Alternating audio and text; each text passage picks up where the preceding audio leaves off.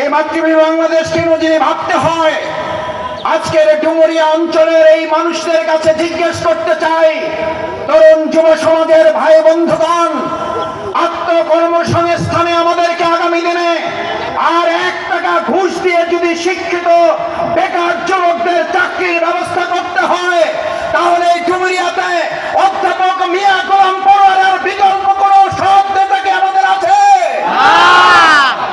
এই অধ্যাপক মিয়া গোলাম পরোয়ার, আমি আপনাদের এখানে কয়েকজনের সাথে আসার আগে কথা বলার সুযোগ পেয়েছি।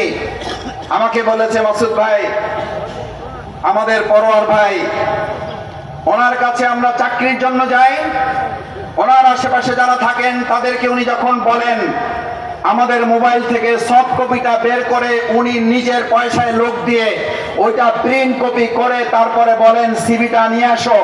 ওই প্রিন্ট করার খরচও তোমার দিতে হবে না, ওটা আমার লোকেরা প্রিন্ট করে দেবে।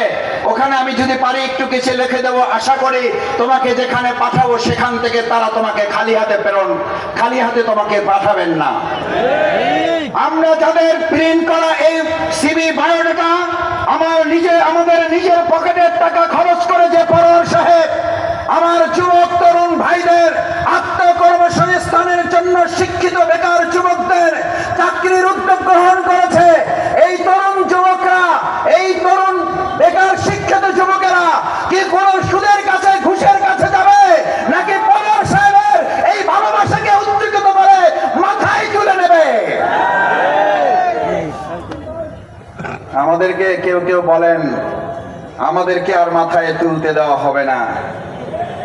আমরা একটা কথা বলি, সম্মানিত ভাইয়েরা, আমাদেরকে কে মাথায় তুলবে আর কে মাথায় তুলবে না, বাংলাদেশ জামাত ইসলামী কারো মাথায় উঠতে চায় না।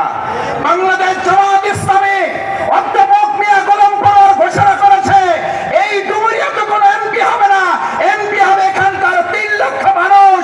আমরা তাদেরকে মাথায় তুলে রাখবো। আমাদেরকে আপনারা কি বলেন? এই সব কথা বলে আমরা নিজেদেরকে রাজনীতিতে আরো অনেক ধাপ পিছিয়ে নিচ্ছি। আপনি জানেন না আপনার একটা বক্তব্যের মাধ্যমে কত মানুষ আপনাদের প্রতি ঘৃণা প্রদর্শন করে? আপনি জানেন না আপনার আপনার নিজের কত দলের লোকের আপনাদেরকে এখন অপছন্দ করে? বাংলাদেশ জামাত ইসলামী কারো মাথায় উঠবে, নাকি বাংলাদেশ জামাত ইসলামীকে জনগণ এবার আমরা তাদেরকে মাথায় তুলে নেব? কারণ আমরা বলেছি বাংলাদেশ জামাত ইসলামী এবার বাংলাদেশের কোথাও শাসক হবে না, এমপি হবে না। বাংলাদেশ জামাত ইসলামের প্রতিনিধিত্ব হবে এবার একজন সেবকের ভূমিকা পালন করবে। সম্মানিত ভাই এবং বন্ধুগণ, বাংলাদেশ জামাত ইসলামী তরুণ এবং যুবকদের সেভাবে তৈরি করতে চায় যারা সেদিন গুলিকে ভয় পায় নাই। কেন ভয় পায় নাই?